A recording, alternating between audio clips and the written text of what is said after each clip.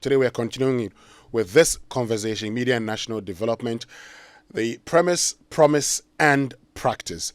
Manasseh Awuni Awuni is editor of the Fourth Estate, editor-in-chief of the Fourth Estate. He's joined us on phone. Evans Mensah, who is a senior editor here at the multimedia group, the Joy Newsroom, will be joining us on Zoom shortly. So, yes, Manasseh, you've heard the speakers, some of the speakers during the forum. You've talked about some of the things you agree with and those that you disagree with. First, let's start from what you agree with. Then we'll get into your disagreements. Hello, Manasseh? Hello, can you hear me? Yes, I can hear you now. Go ahead. Yes, I tend to agree with everything that the Director General of GBC said. I think we don't need this number of radio stations or media organizations in such a small country. The first time I mentioned the number of radio stations in Ghana, in the Star newsroom in South Africa, where I was doing my internship in 2012, they were so surprised. So I agree with that. I also tend to agree with part of Esther Ama's statement that talks about the other systems. If you're talking about low remunerations and others, it's a fact that there are very great journalists who are leaving the newsrooms because the kind of work you do, the kind of emotional and psychological trauma you subject yourself to as a journalist does not commiserate with what you take home at the end of the month.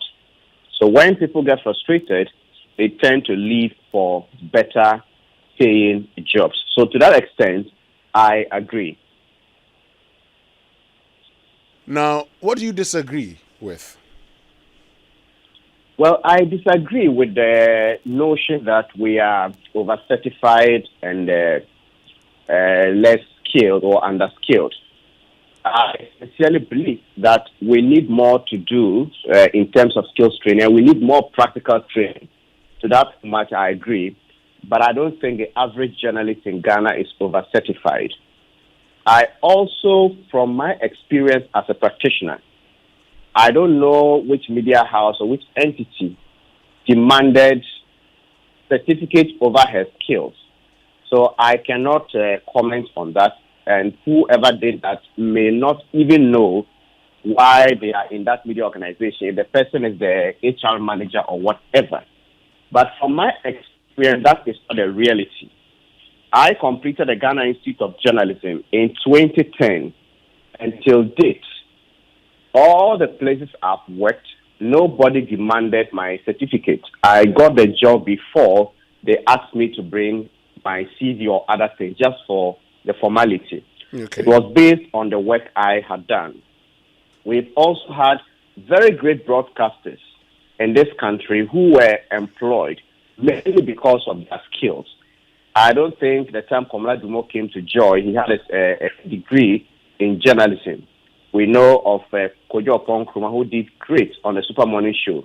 Bernard Avle did something else at the University of Ghana. I have an article online in which I mentioned that consistently stations like City and Joy FM employ their young reporters from the University of Ghana. And it is because they are able to do some internship with Universe and get the skills. So the Joy Newsroom, as we speak, Akable, Agbagba, we have the likes of Ernest Kojumenu doing great and excellent journalism who do not have certification in journalism. They were employed because of their skills. The list can go on and on. So to that extent, I respectfully disagree with the statement that we focus on the certificate and not the skills. With my experience and what I have seen in the media landscape in general, the facts do not seem to support this claim. Okay. Hold on a minute, Manasseh. I'll get back to you. Let me bring in Evans Mensah and get his general views on the media and national development. The conversation was about the premise, promise, and actually the practice. Evans, good morning to you, and thank you very much for joining us. Good morning, Winston. Can you hear me all right? Oh, yes, I can hear you clearly. I hope you're doing very well. Now, Let's get straight Okay. into it and find out the role of the media in national development. And over the weekend, the conversation was about the premise, promise, and practice. That today in Ghana, would you say that the media has played the role that is expected of the media? Would you say, for instance, that you have the right personnel within the media? Would you say there are the right skills within the media? And these right personnel and skills are enabling the media to perform its role?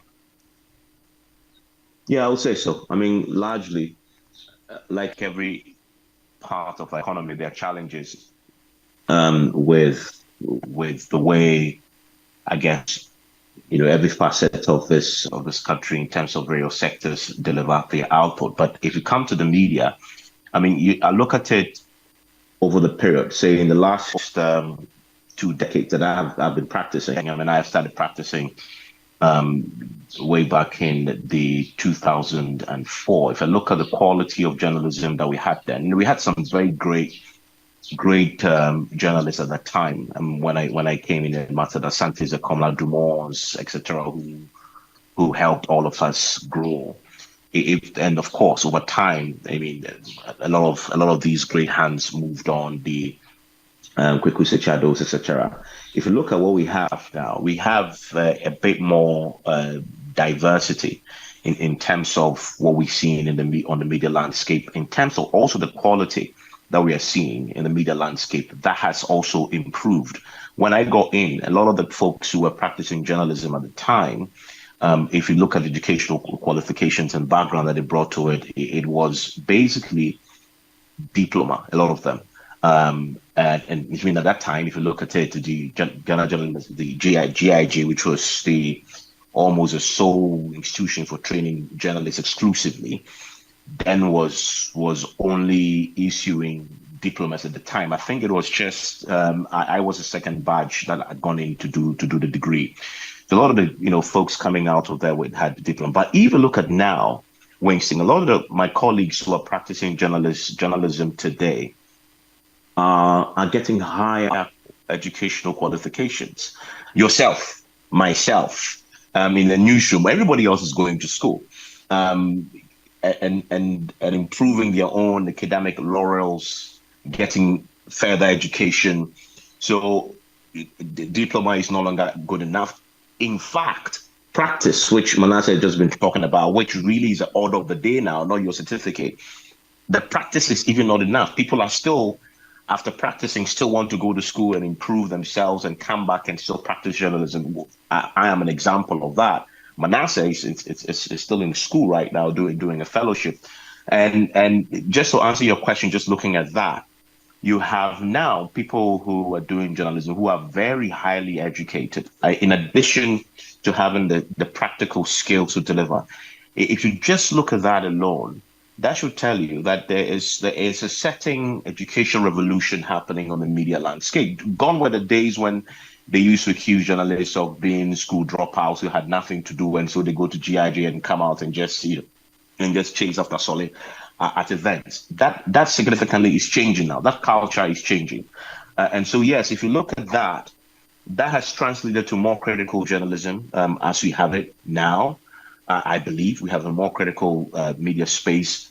We don't have enough media houses doing that, but in terms of individual journalists coming out, there's a more. I see folks coming to the JoyNews room every day.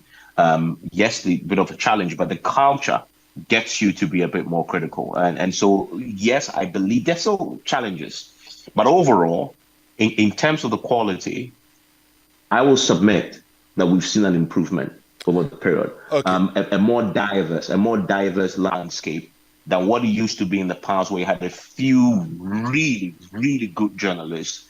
Now we have a bit more. The field is broader with more people very educated, very qualified to do the job. Okay. Thank you very much, Evans. I'm going to ask you a question shortly, but let me just say that let me welcome our friends who are listening to us in Kumasi on Love 99.5 FM. We're having a conversation about the role of the media in national development. We're focusing on the premise, promise, and the practice. It started on a news file on Saturday. I mean, you've talked about, Evans, you talk about how in the past you had persons with diploma from the Ghana Institute of Journalism. Today you have journalists who are very educated, but that's seen by many as actually a challenge because the focus now is on over certification and not the skill needed to be a journalist, Evans. No, but that's also is not true. I'm talking about the education bit to emphasize that, and the group of individuals I'm talking about who are educated are people who are practitioners first, who want to now upgrade and add a bit more educational solidity to what they do. It only makes you better. I'm not talking about people who come in with masters. Of course, you have people who come in with masters, and that is not even the main considering factor when you are employing people into the media now. I mean, currently in the newsroom that I operate, rarely do we ever put out an advertisement and say bring your certificate. It's all about practice. It's all about doing. It's rarely about your qualification. The point I was making earlier is now we have practitioners who are eager, thirsty, hungry to, after practicing, go to school, get a bit more education, further education, and come back and add that knowledge to the practice. That's the point I'm making. I practiced for 2 years before I went to do my master's. Manasseh has done further education in addition to the practice that he's done. Yourself, I mean, you've done journalism for so long. You're actually now doing a PhD, right? You're still a practitioner. I mean, that's the point. That's the point I'm making. Compared to the past, when it was just come in, do the journalism and do it well. Yes, the practice was good. Now we have that in addition to further education, and that's why I'm saying that for me, if you combine both, you're getting far more qualified practitioners who are no pushovers. They know what you're doing. You can't just dismiss a journalist now, the typical journalist in the newsroom, of being a school dropout who is just all they know is to practice journalism and be good at it. They actually also gone to school and added proper knowledge to what they do. So they are more diverse, broader. Their horizon is bigger and deeper. The depth is there. That's the point I'm making, Winston. Okay. Let me bring Manasseh in at this point. I'll get back to you, Evans. And Manasseh, you made the point that, look, wherever you've worked, your certificates have never been asked for. Maybe later on. And I remember, when I got in here, nobody asked me actually to present my certificate. They had looked at what I was doing in the past and said, okay, so come join us. But the other point is that today, a lot of people, and this concern has been raised, that you have journalists who just don't have the skills, Manasseh. Wouldn't you agree that today there are practitioners who get in there because of their certification or their qualification, i.e. certificates that they have, and not because they've been able to show that they can do the job? I still do not agree, because we have only few media institutions in this country that are serious. So if we are having a discussion, let's have that discussion in that context. Okay. A political radio station that sets up and would accept anything, it's not the same as those that are set up to do journalism. The Joy FM, the City FM, the TV3, those media organizations that do journalism or practice serious media work in this country, the reality is they look out for talent and they push. And I can tell you that is not the reality. The other issue goes beyond just the certification. Journalism, like any other profession, in my view, should be calling. In that, if I want to use my own experience, in my first and second degrees, at the time, there was no investigative reporting. So my first degree and master's degree, not even once did I study investigative journalism in the classroom. So how did I do it? I think it is more about the character, the resilience, the seriousness, and the commitment one attaches to the work. and also about the media organization. The Media Foundation for West Africa set up the Fourth Estate about 2 years ago. Apart from myself, none of the reporters who are doing very great work today, none of them had done investigations before.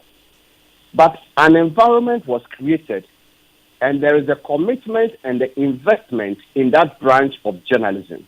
Okay. So they go to the Fourth Estate, and the average reporter is able to take up a story, investigate, and come out with very compelling and impactful results. So for me, the discussion should, or is more nuanced than just looking at the skill sets. I will not disagree with anybody who thinks that we need to do more in terms of the training. We need to do more. We have to get better practical trainings. That, for me, it is a valid point. But if we want to pin down the deficiencies in our system to this kind of just one reason, that those who go out there don't know what they're about, I disagree. The environment is key. And the average journalist who is committed or dedicated to doing impactful journalism will tell you what they go through isn't pretty. And I tend to also agree with Evans Mensah that sometimes when we are evaluating the work of the journalist, we look at the lapses. But I can say that I have been in journalism for, let's say, 10 years, doing this investigative journalism. But my work, with all humility, has led to more prosecution and impeachment than the work of the Public Accounts Committee and that of the Auditor General of the Republic of Ghana for the beginning of the Fourth Republic till date. You speak to them and they'll tell you nobody has been prosecuted or jailed for corruption because of the Auditor General's report. Before I even came in, analysis work even led to more or greater results in that regard. So if somebody wants to just look at journalism and they want to look at, oh, these are the challenges and we are not doing what we are supposed to do, I believe we can do more. But if you want to compare the results we are making, the modest achievements we've been able to make despite our difficulties, and then compare that with the resources that state institutions are given to hold other institutions and state officials accountable, I will say that journalists or the media in Ghana, we have done a lot. Now, you've made a point. You've talked about training. You've talked about, at the time you started, there wasn't anything like investigative journalism or reporting. Now you've been able to, you set up the Fourth Estate with the Media Foundation of West Africa, and you've been able to train persons in investigative journalism. Based on that, you would agree that the skill set of journalists, some of these journalists would need more skills training, wouldn't you, Manasseh? Yes, I agree. And I think I made that comment in my submission that if somebody says we need more, I agree. And I think the institutions are even doing more. From here, I'm going to the University of Ghana's Department of Communications to engage or have a class with their journalism students. At 1 o'clock, I'll be at GIG to take a level 300 students in investigative journalism. They are using a manual I've written. And so there are those efforts by the institutions, not only to teach what they know, but these days they make the conscious effort to bring practitioners to the classrooms, which I have done extensively in some of these institutions. So I will say that we need more investment, and it doesn't go for only journalism alone, but in our educational system. But that is not to say that everything that is thrown at us, we must accept it. I fully agree with what says we can do more. I fully agree with those that have identified lapses. But some of the statements or conclusions or assessments are sweeping and they do not reflect the reality on the ground. Talking about reality, before I get to Evans, briefly on a point, the fact that today the media, some of them within the media, pass on opinion as research. You agree? I have done stories, and I am one of the most opinionated journalists in this country. I write my opinions, and they are different from the stories I do. If you watch my investigations or my stories, you won't find opinions there. And I also know that some people resent journalists who sit on radio and express opinions. And I believe that in this day and age, that shouldn't be a problem, because journalists are not programmed robots to come on air and then pass on what others say. We have done this work, and we have certain experiences and expertise that should guide us make informed opinions.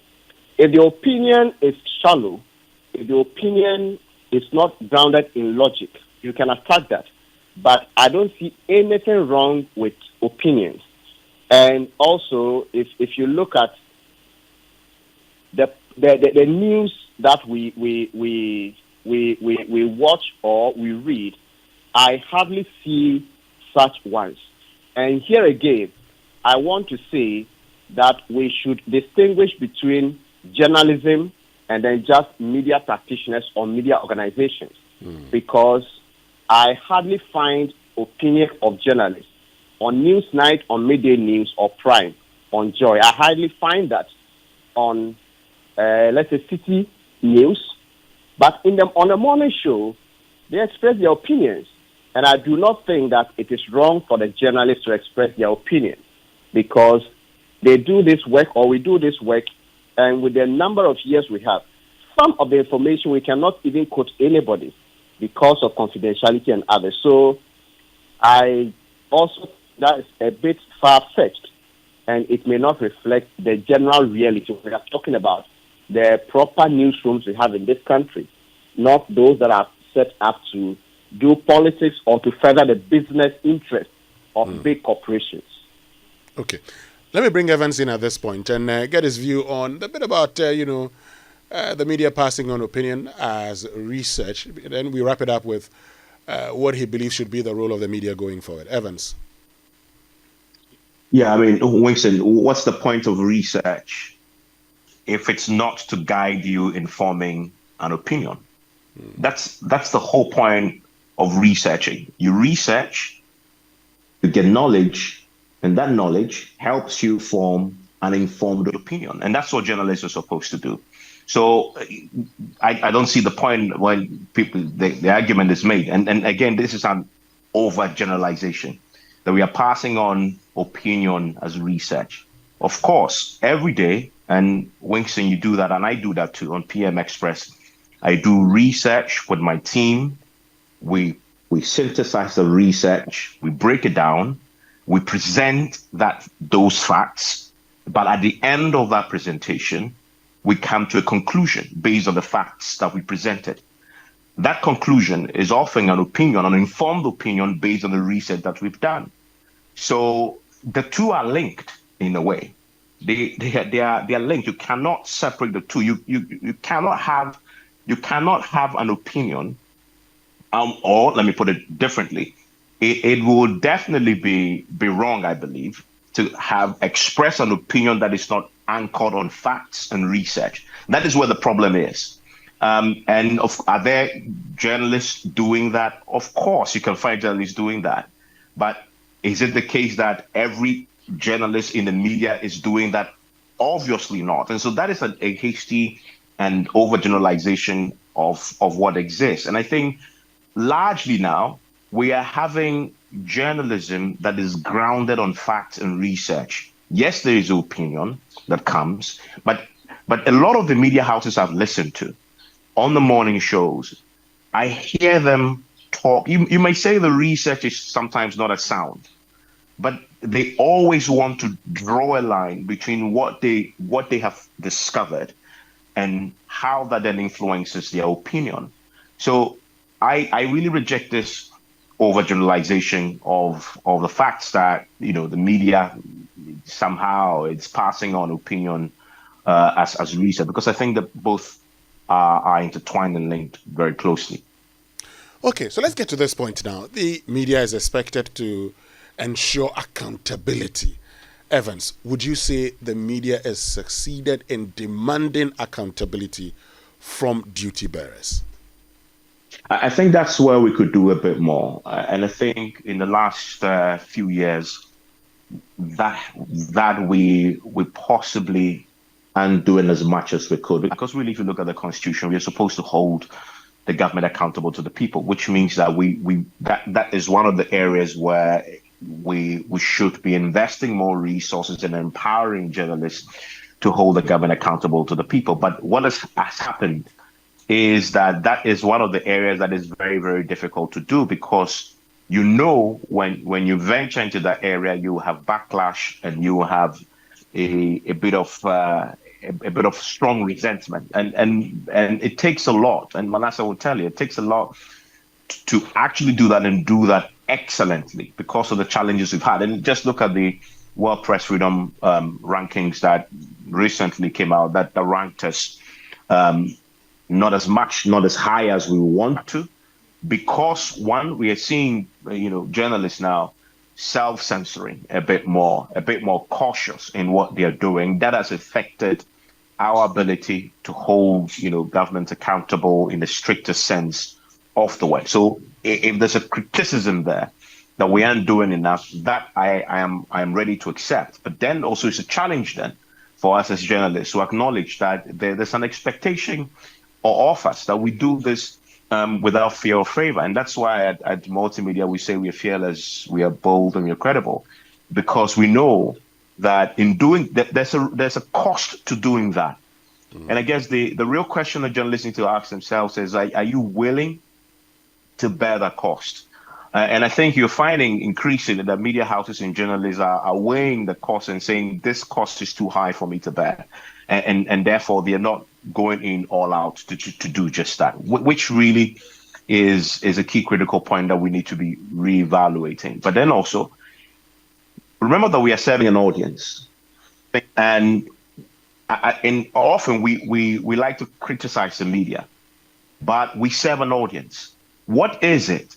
Is it that the audience currently, the public, is getting the media they deserve? Because often journalists do the job and they do it critically. And then you actually find members of the audience, the public, siding with the politician to take on a journalist who's done a very critical work, a very critical piece of journalism. And I will tell you how members of the public will join a bandwagon and criticize them and vilify you because you've done proper work. You finish an interview with a duty bearer and you are hard in that interview. You see the same audiences and the public coming to you to say you were not fair to him. You didn't allow him to speak. I mean, you were hounding him, and that then becomes a narrative instead of applauding the journalist doing that work. And and then again, it's even there. I find sometimes double standards. You see, the Ghanaian media consumer who will watch Hard Talk and applaud the journalist for being tough and not allowing the duty bearer to even breathe. You do that in the same Ghanaian context, and the retort you get from your audience that you are serving and asking the questions on their behalf is that slow down for the politician, allow him to talk, allow him to land. You're being too critical. You are too tough in this conversation. Allow it to be a conversation, and that sometimes, if you don't have a strong journalist, begin to influence the way you carry out your responsibilities as journalists to hold duty bearers to account. And so, in as much as I agree that we need to raise that criticism of the media, I think it's time for the public, the audience, to also do a self-critique of what is it that they expect of the Ghanaian journalists, and is that expectation also sometimes part of the problem of influencing the kind of journalism and media work that they get. Great, Evans. Hold on a minute. Let me get Manasseh's view. We'll wrap up just before 9. Manasseh, so the critical question here is whether the media has been able to, one, hold duty bearers accountable and they demand accountability for and on behalf of the good people of Ghana.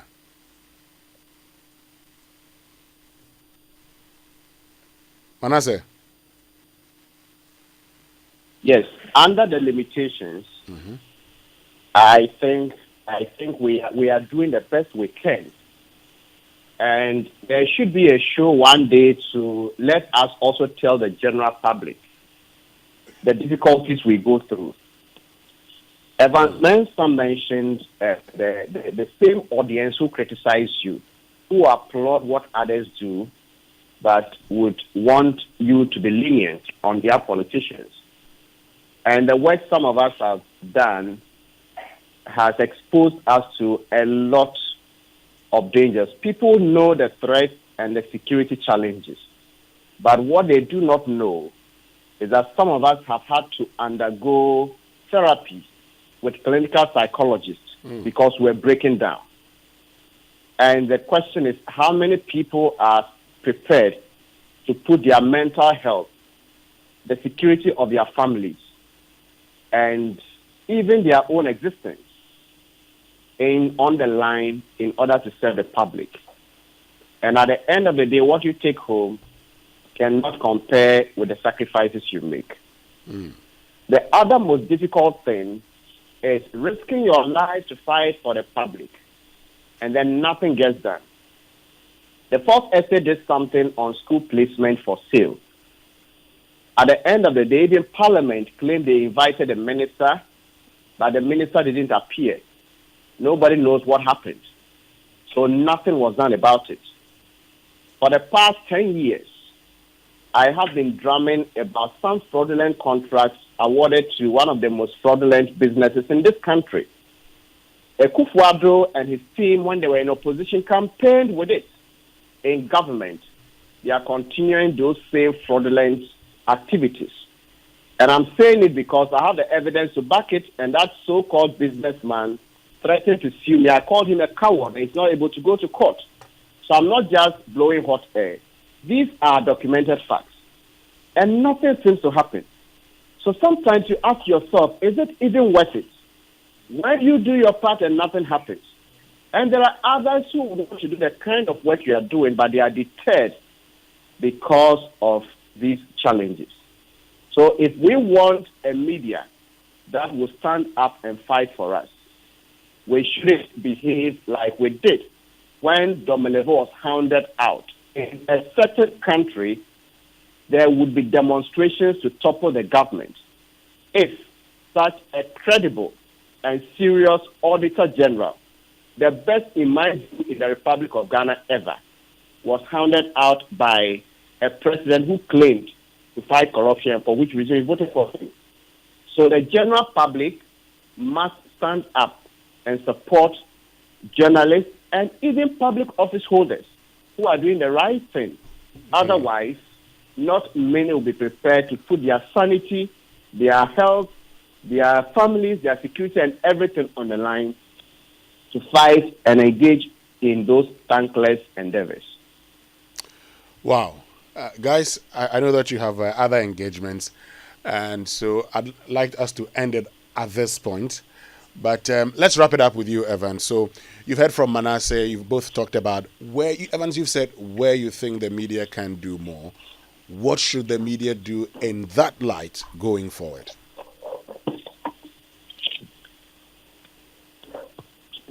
Hello, Evans. Is Evans still with us? No. Okay. Okay, I think we've lost Evans. So let me just wrap it up with you, Manasseh. What should we do now going forward? Yes, we've identified the challenges and what you think we could more. So what do we do going forward? I think media organizations should invest more in the critical reporting. I believe that not every media organization can do this, but the few that are doing it should keep it up. I also know there are challenges when it comes to funding, and certain governments and government officials are even able to tell certain private businesses not to advertise with certain media organizations doing critical work. So the media organizations should begin to find alternative sources of funding by sometimes writing to foundations and charities across the world that support this kind of work. And I think also that individual journalists should make it a point to stand out in what they do, because despite the challenges and the difficulties, if you do what is right, if you sacrifice, there are benefits for your media organizations, and there are also benefits for you, the individual journalist, because it sets you apart. And I don't think there's nothing more rewarding than knowing that the work you do can save your nation a lot of money. So I believe that the few media organizations that are set out or set up to do journalism, not just media practice, should be encouraged to do more. And that is the only way we can hold this country or our leaders to account, because we learned in our basic schools and even secondary schools about the separation of powers and all of that, but it isn't working in this country. Parliament has become a useless entity, and what they are supposed to do, they are not able to do it. And when you speak to the MPs, they will tell you there's over partisan consideration when issues come up, and then nobody is able to hold the executive to account. And if the media will fail, then it will be a failed day for whoever gets into government to do whatever they want to do with our money and get away with it. Manasseh Azure Awuni, thank you very, very much for joining us this morning here on the Small Morning Show. We're very grateful to you. He is the editor-in-chief of the Fourth Estate. Earlier you heard from Evans Mensah, who's senior editor here at the Multimedia Group. When we return after these messages, we want to hear from you also. So you've listened to Manasseh, you've listened to Evans, but of course you get to assess the media also and answer that simple question, or ask that simple question: do you think that the media has succeeded in demanding accountability for and behalf of the Ghanaian?